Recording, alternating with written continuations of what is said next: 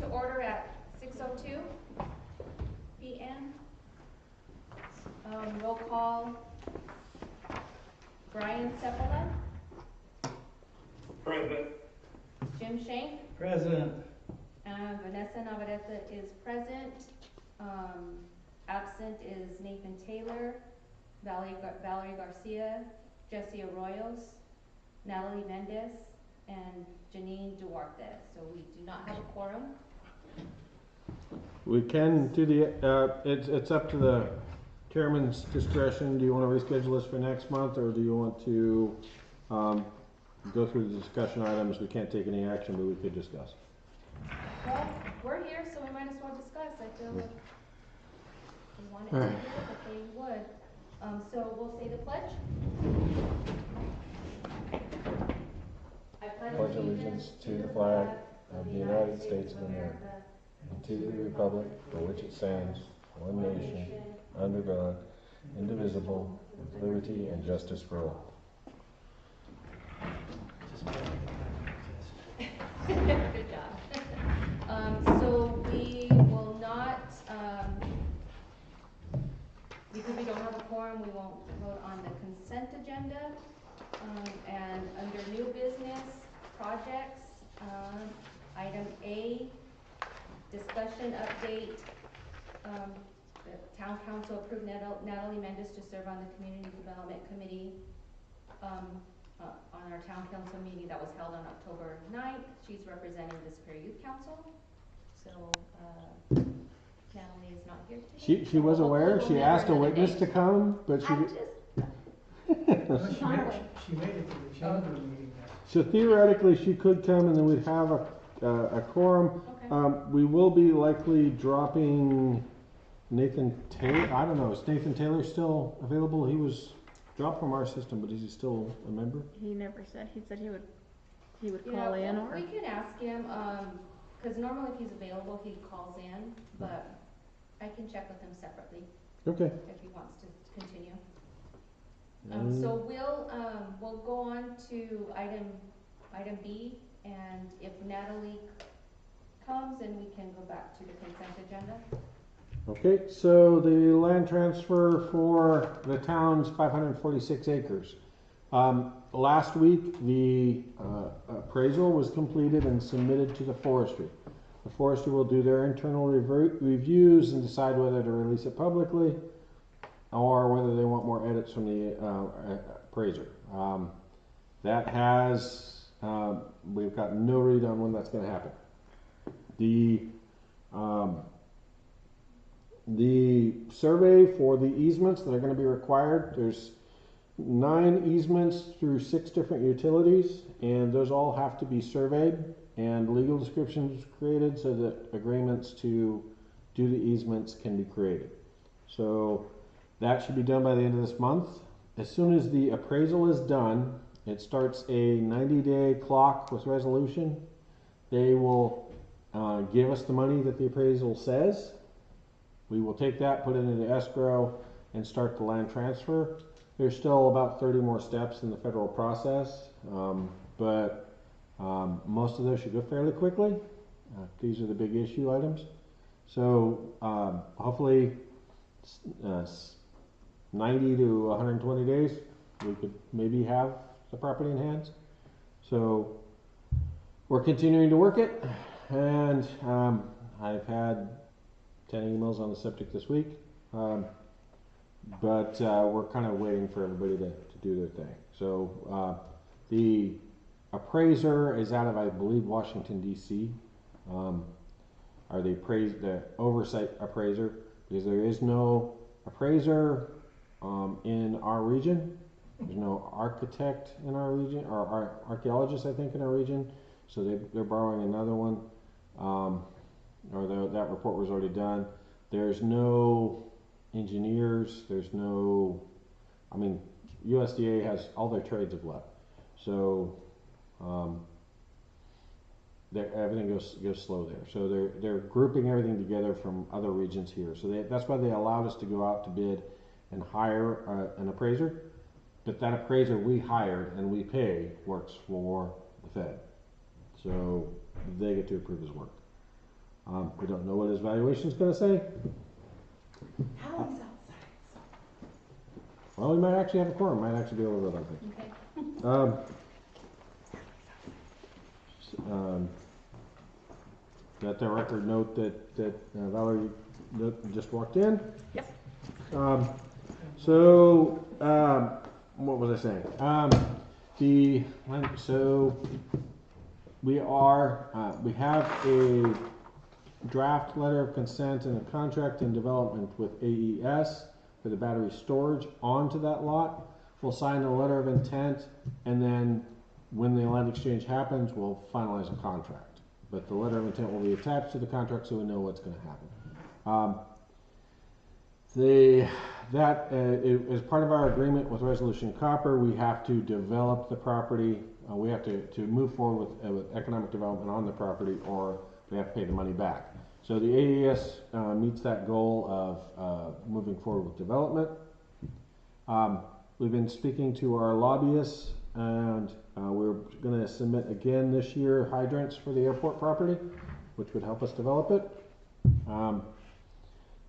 There is a study going on. Elliot Pollock is working on it, and Kimley Horn to develop through a contract with Resolution. It's part of our mitigation contract to develop a employment district plan for that area. So they're kind of master planning the region. When they're done with that, we'll have to adjust the zoning for the region for those lots, because they're marked on our general plan as a future planning area. And so we'll have to bring them in with the zoning that we're looking for. So lots of things to be done over the next year. And then once we have that on board, then we'll have to start looking for taking those lots and marketing them and attempting to get positive reviews for them. A couple of questions. I assume the survey stuff for the right-of-ways, we pay for that too? We pay for that too. I have submitted invoices to Resolution Copper, and they have agreed to pay those. Okay. So, And Todd, you give the number of acres, and you pointed out where the battery plant would go, but what portion of the acreage that we're getting will be dedicated to that project, and how much will be left? 12 acres, Oh, so it's nothing? but it's in the middle of a 70-acre lot. So what you have to know about these land exchange lots is Town Manager Chavez in 2007 selected these lots, and they are tied to a plan that's in my office to build a golf course. So it probably would have been a decent golf course. The golf courses are going broke like crazy these days, so and there's not enough water for a golf course.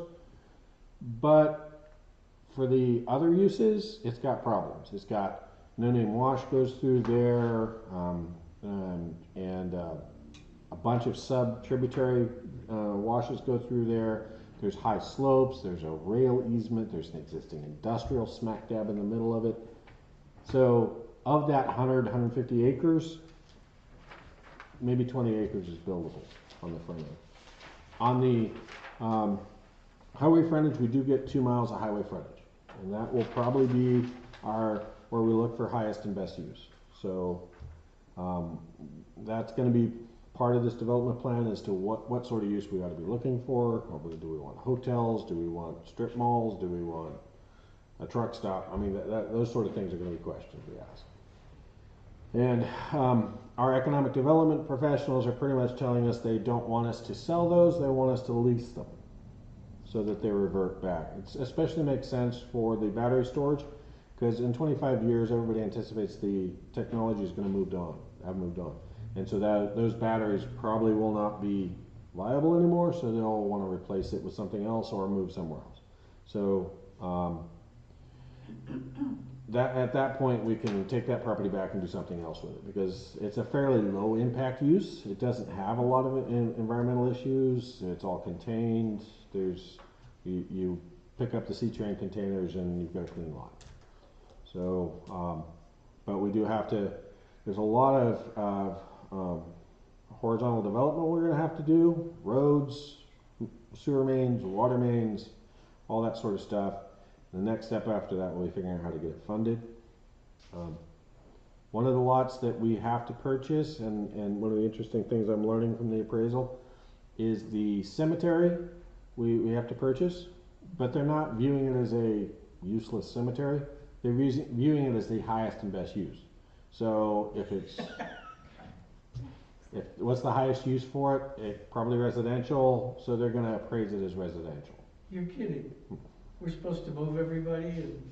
I did say that. I did say that this is, it's never gonna be anything but a cemetery. There's no, if I even suggested moving it, I'd be run out of town on the Yeah, rail. of course. So, it's never gonna happen. So, the highest and best use is a cemetery. And So if they it's give me gonna be $5, I'll expensive. take it. It's gonna be expensive. Who knows? Who owns that land? Forest Service. Forest Service, yeah. Okay. It's under a permit from 1922. Oh my word. So it's been run under improvement districts, and eventually the town absorbed it. That's why it's so confused. That's why you go in and you start digging graves and you hit unmarked graves. So So It- Todd, you mentioned that we have to do a bunch of horizontal development. I know like in a lot of places when they build subdivisions, they make the developer pay for the roads and everything. Is there any chance we can do some of that? it is very possible we can do that depending on the developer. Yeah. So if you have a high-end developer who's building a $100 million facility, an extra $2 million to run a road in, not a big deal. If you have a smaller group that's spending $500,000 to $1 million to build a small facility, and you don't have built roads, you don't have, a hydrant that's gonna be $2 million, then they're just gonna pass on your project. So building as much of that stuff as we can put in will make us more competitive. Okay, and the battery, maybe you can't comment on this, but what income does it, or what kind of income does it bring to the town? Is it just property tax? Construction tax will be about $1 million just on construction, $1 to $2 million. It will produce property tax because of it, all of the valuation of the materials there, of about $150,000 a year. The valuation for that facility is about $150 million. The total valuation for the entire town put together is 242 or something like that. Okay, So- so it's a big deal. It's a big deal. It's not a lot of jobs, unfortunately, Yeah. but it does give us it does help stabilize the general fund and give some income on that property. And it meets the goals of the contract to continue developing that property, so we do not have to pay back the loan.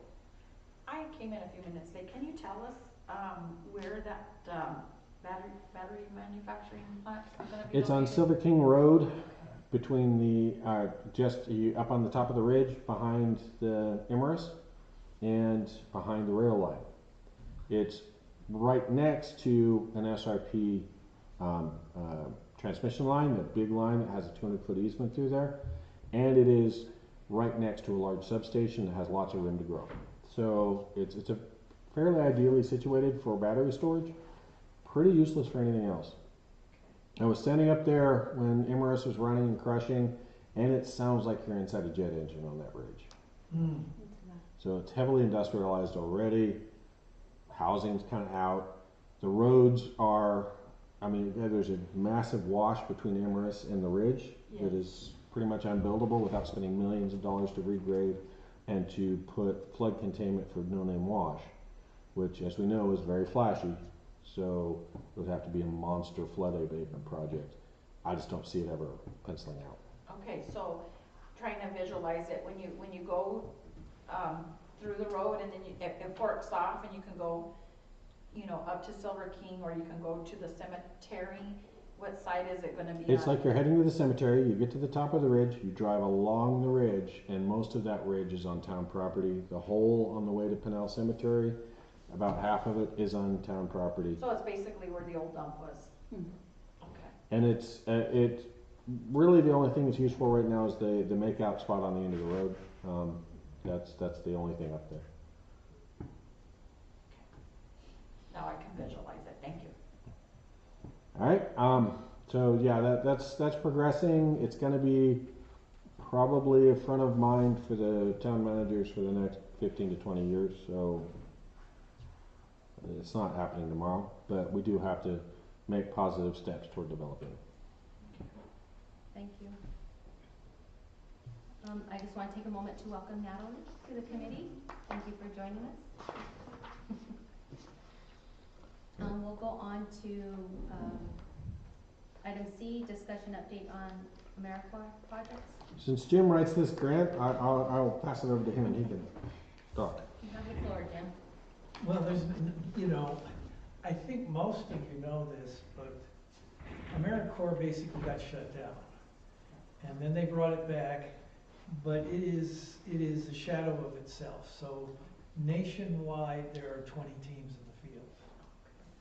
And it used to be they had quite a staff. They had regional offices, regional training. As it is now, they all train in California. So the NCCC teams that are gonna work in New Hampshire, they have to drive all the way across the country to start their service. We were very fortunate. Part of the reason that we got a team was that we have had 4 teams, and the town embraces the teams.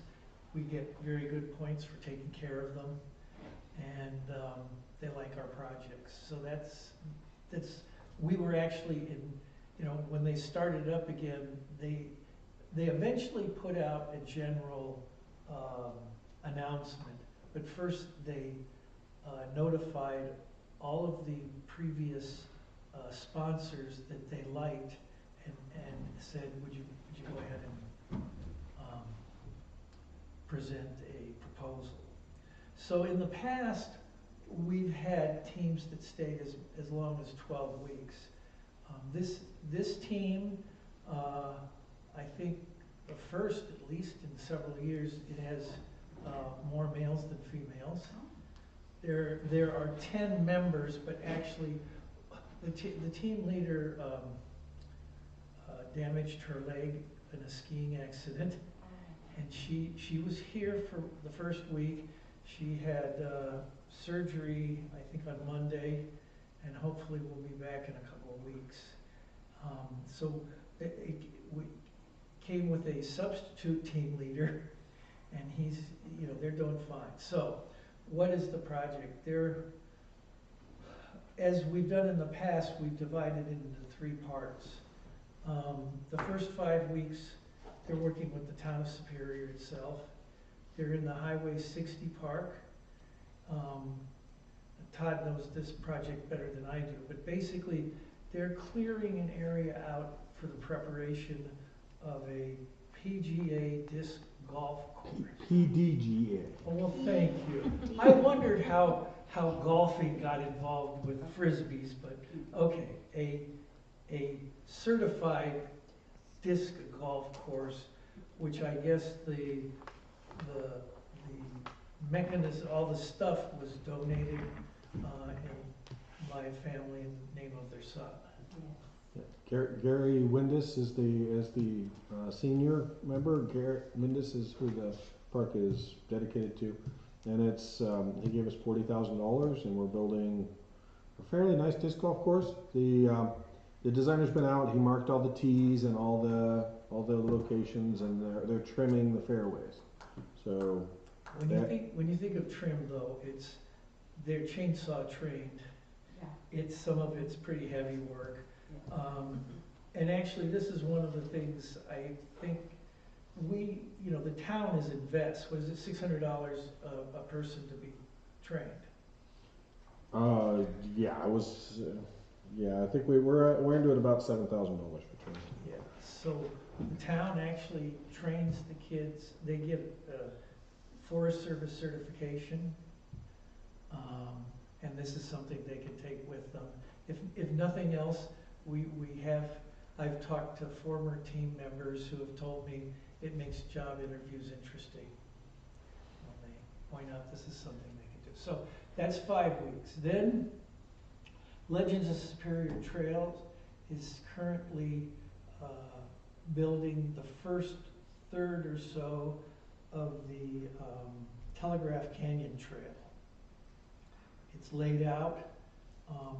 The principal construction is being done by ACE, but the AmeriCorps team will work on it for 2 weeks. And then the last 2 weeks that they'll work in Superior, they will be at the Boyce Thompson Arboretum. They'll be working on everything from invasive species to drainage and all that good stuff. One of the things that's different, and this gives you an idea of how they are trying to not spend dollars. Normally, when they finish with a project, they'll go back to their headquarters, and they'll have a week or so. We will host them for another 4 or 5 days as they prepare for their next project, and they'll go from Superior to that. Oh, that's good. I didn't know that. They've been cutting the last corner. Everybody who's familiar with the park will know there's one corner that caught on fire this year because it was the last area we weren't able to do on all of our other grants. We've done, I think, 50 acres of clearing, and there was 1 acre left that we didn't clear in the park, and it burned. But it burned up to the fabric and stopped dead.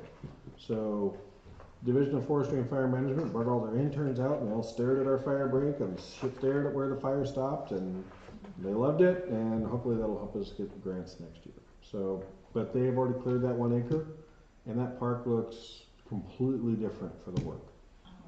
I think it's important to understand, I mean, the AmeriCorps teams are a great resource, and they bring a lot of energy, and they're interested in the town, and people take care of them. But the other side of it is, like the Telegraph Canyon trail work, that has a grant from state parks. All of the work in town and on the fire break around town, Todd has hustled to get different grants. So one part is the team to be able to do work, but the other part, you still need a lot of money. And the town absorbs the cost of, they're being hosted at the old high school. And I mean, it's not a great expense for the town, but it is an expense. So, anyway, I think it works out pretty good. If anybody has a question. No, the Optimist is gonna host them on the 3rd, so I look forward to meeting the team members. Yeah. Well, and there are different people, including our town manager's wife, that work real hard to make sure that they have food. So that's good. They do. I'm very thankful for that too, because their last deployment was not positive, so they're very happy to be here, and they're happy to get the support. So we're trying to redeem the program for them. Anything else on that topic? Thank you, Jim. Okay, we'll move on to item D, discussion update on current status of the Multi-Gen Center. So, Multi-Gen Center, the project that will never end.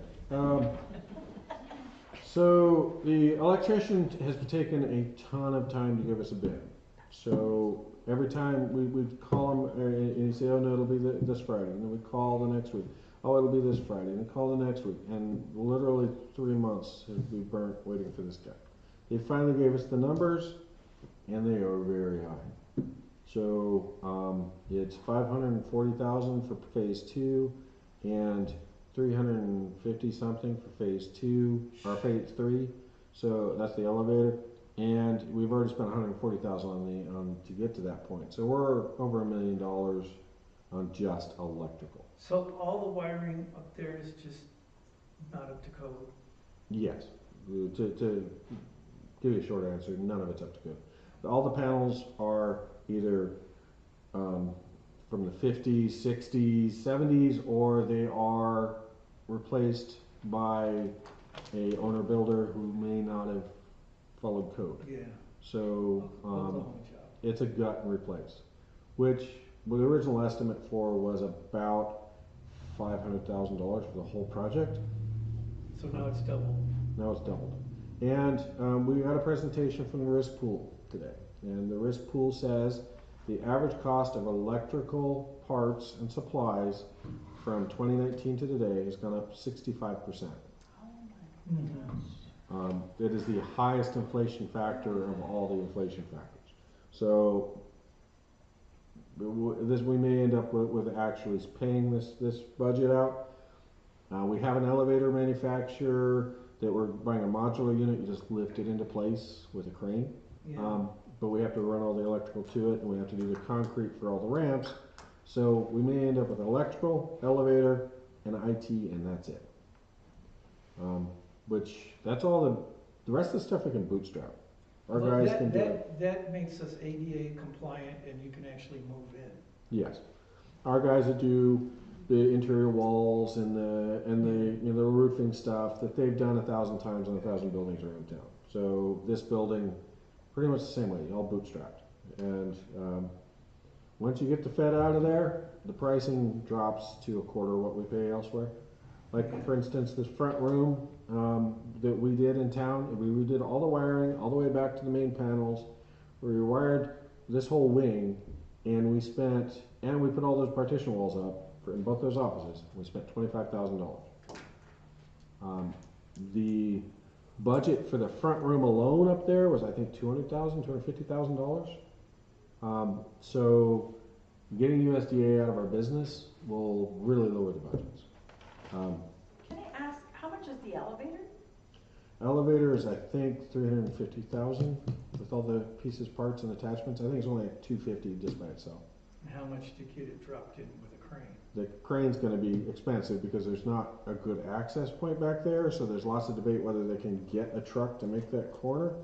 So they may have to take it off the truck and then carry it in with a crane, or bring in a big crane and drop it over the top.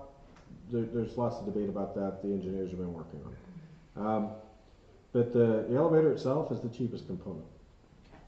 Okay, so what's your latest ETA for the electrical and for the move, what's your move-in date now? Move-in date hasn't moved too much. We're still looking at end of this year. Mostly because the electrical, once we pull the trigger on it, should go pretty fast. There's no main panels anymore, so it's all sub panels and stuff that they can get. The main panels, the delivery on it was a year. So assuming all the parts are available, the work will go pretty fast. Where are we getting the other $500,000? We have $2 million. Oh, okay. So for $2 million, we've spent about $300,000 so far, so it's 1.7 left. We can do the elevator, we can do the electrical, we can do the IT, and that's it. And then so the library is the Yeah, future. we're going to resubmit another congressional earmark for the library. Okay. So this year we're submitting for the hydrants we're submitting for the library, and we're submitting for what was the third one? I forget. Oh, the bridge at the Arboretum, but we're submitting that through Army Corps, a separate bucket. So we're going through for about 3 earmarks. Probably at least one of them I'll find another grant source for. Like the library can be gone through CDBG state special projects. It's about 700,000 would do that. So that may be the bucket we go for. Yeah, we're just. When you say bridge at the Arboretum, is that to replace the new one? It's to replace the Wallace Bridge. The Wallace Bridge was built with. Yeah, no, I know all its problems. Well, I mean, maybe the rest of the group does. Really what it was is they built a culvert bridge instead of a single span. So instead of a bridge that goes from one side to the other, it's got a bunch of box culverts stacked together. And then trees come down and they go across the box culverts and they build a dam. And then that dam floods the entire garden. And this year it cost them around $50,000 to clean that up.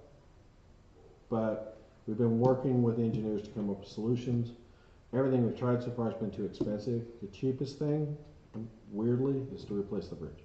Well, I remember the original bridge design was what you're talking about. And they didn't build it because it was too expensive, so they built this culvert bridge, which obviously doesn't work out real well. Yeah, and that was 2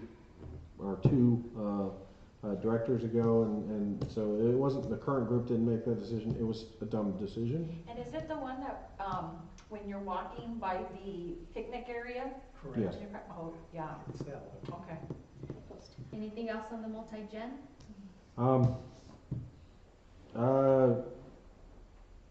The crews, the NCC crew, part of their special duties, they'll be up there doing little projects during the rainstorm. Whenever it rains, we give them something to do up there, is the only other thing. We do have to put some roofing on it and do some basic stuff. Resolution gives us $70,000 a year to do capital improvements to the building. So we will spend that $70,000 probably on roofs this year. If we can get the roof put on the workout space, we can move all that workout equipment we have in storage into the room. And it has the treadmills with 22-inch screens and interactive coaches that yell at you and all the nice bells and whistles.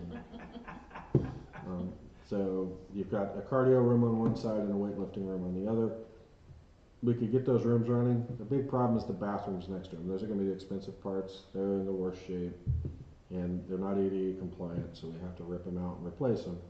And that's where a good portion of the budget was going to go, and there's no money for that now, so we'll have to bootstrap it. I have a question.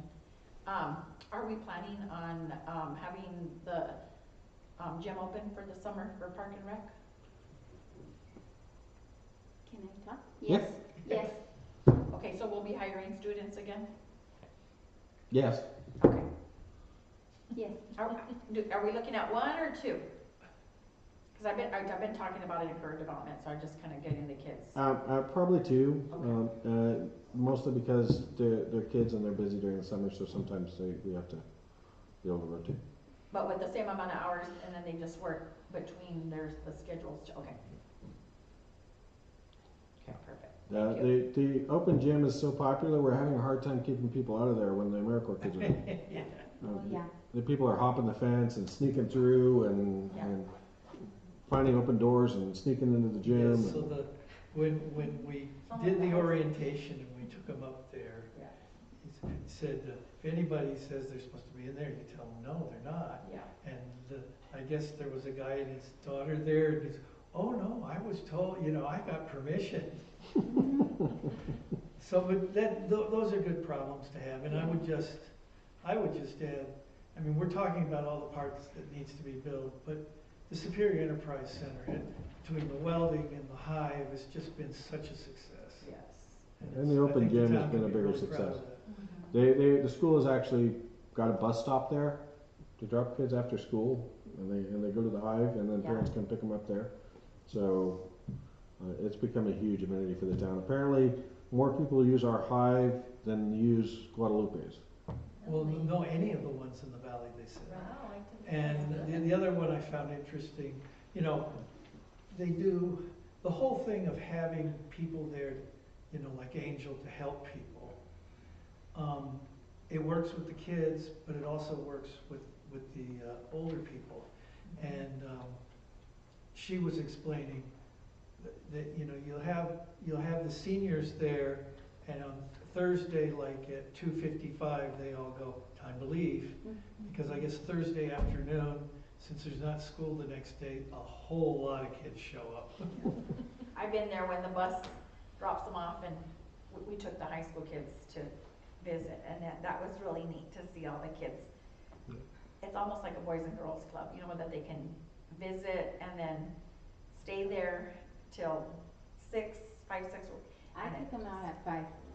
And they go to the hive until 6. Yeah. Well, I mean, but it's not just the hive. When the open gym was there, I mean, there was always half a dozen to a dozen kids in that gym. So, I mean, it's already sort of starting to see the purpose that we envisioned. So, as we build out more pieces, there'll be more functionality. When the library goes in there, that's another thing for them to do. So, we just have to keep fighting the good fight. That's great. I know when we originally looked at this, we didn't think it would be first this piece, then this piece, then this piece, but hey, you gotta adapt to what you can do. Part of the problem is, and they talked a lot about this at at the meeting today, is that there's so many projects running because the COVID stimulus money and all those stimulus packages and the CHIPS Act and everything means that there were so many projects that there weren't enough engineers to go around, not enough architects to go around, not enough contractors to go around. And so they got to pick and choose. So they picked the highest value projects, and construction inflation went through the roof. So we're talking like the pipeline to the Arboretum to put hydrants out there. Our original bid was $5.9 million. 2 years later, the bid is $10.8 million. And that's 2 years worth of inflation. So, I mean, it makes our capital projects, by the time you get the money, especially since they've defunded a bunch of the government agencies and it takes them forever to process the paperwork, by the time you get your paperwork signed and the money in hand, it's not worth anything anymore. And we're facing this on all of our projects. And especially since, like Army Corps, the money was approved in 2022, and we still don't have it. It'll take 3 months to build it. It took 4 years to get it approved. Well, I think that we shall move on to agenda item 4, since now that we have a quorum. So on the consent agenda is approval of minutes of the committee's regular session minutes of September 25th, 2025. Sure, why not? I move. All in favor? Do I have a motion to I approve? move that we approve. How about a second? I second. All in favor? Aye. Aye. Thank you. Any opposed? The minutes are approved. So we can move on to agenda number 6, summary of current events from the committee members. Ryan, do you have anything? No, all good on my side. That's good. I'm trying to wrangle kids and work while my wife is out of town. Fun stuff. I got one in the shower and one doing homework behind me. Don't mix them up. Well, thank you for calling in. Yeah, of course. Thank you guys. Natalie, do you have anything going on? I have a question about the update on the Bellwood High School. Okay. When will that project be done? The goal is to have us moved in by the end of the calendar year. That'll be admin and the gym space and the elevator. The senior center and the library still have to be done, and we're talking about bootstrapping the senior center. It might be done this year as well if we can find a contractor willing to bid on our work. Can't get anybody to put the hood in because we've brought 4 contractors out. 5 contractors out. 3 have passed. 1 bid a ridiculously high number. Another said, "Oh, I don't think I can install it," and now we're debating that with him. So it's yeah. But the library, I'm gonna have to go find more money for. But we should be in the space. This office will be up there hopefully by the end of this year. And we've said that a few years in a row. Yeah. So It's okay. don't mark your seat. Yeah. No. How about you, Valerie? At school, we are, well, first of all, youth council presented yesterday at the, chamber meeting, and they did great. We took all 4 of our boards, and they were quite the hit. And, you know, it's just, people just love what the kids are doing and what Mila has produced in terms of, you know, us partnering with her and, the positive feedback. And so that was quite the nice treat yesterday. And then, it's just time to start planning like Easter, and I had VFW reach out to me, and I told them that I would get with Alicia. On the school side, I had Resolution Copper come in all week, and that was phenomenal. last week. I'm just waiting for Janine to come back so I could get like the name so that the school district can put it out there, on social media. We, just are getting ready for, competitions. FBLA has regionals tomorrow. FCCLA, we have state fall leadership conference in, the first week of March. And so, it's just the busiest time of the year. So other than that, that's about it. Thank you. Jim? Well, I'm sure everybody knows that the home show is Saturday and Sunday. It's important to remember there's a pancake breakfast for that. Yeah, well, you've already heard pretty much what Lost is doing. Todd and I both are on the Queen Creek Watershed Group. I can never even remember what it's called. Yeah, that's pretty much watershed group, yeah. But it's interesting because just like the community working group, it has a lot of stakeholders, not all of them from town. And hopefully it is going to help us get additional funding to protect our environment, increase the water that's around. And there's just so many projects going on, like Todd says, and I think sometime we're going to have to find a better way to communicate to our entire population what's going on, because you don't, if you're not really following it, you have no idea how many things are going on until, oh, how did that happen? So anyway, all sounds good. Thank you. Aerobiker running, when is that? February? End of February. End of February? Okay, I And think we- I saw that. And our town manager is sponsoring a runner who happens to be one of the NCCC team members. Really? That's What? fun. Every year I think about doing the 12K and I'm like, maybe not. I'm waiting till they come up with the 500-meter walk. Our hapless NCC volunteer is going to do the 50. So Oh my gosh, that's Yeah, well, insane. we're all waiting. This was interesting. Their first, what was it? Their orientation, we took them to dinner, and all of a sudden he goes, "Yeah, I'm going to do the 50K." He hasn't been running.